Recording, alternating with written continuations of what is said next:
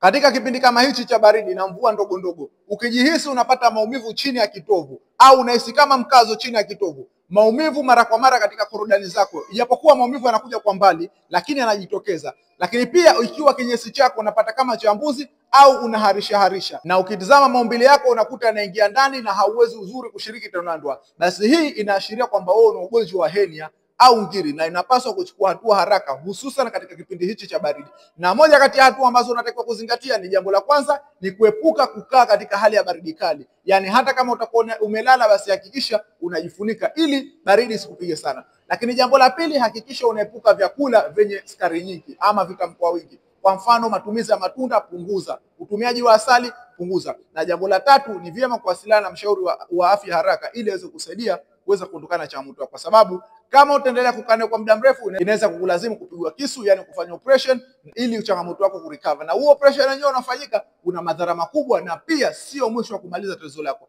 Ikiwa unahitaji msaada, basi unaweza kuchukua namba yangu katika bio nitakusaidia kuweza kuondokana na changamoto yako. Karibu sana.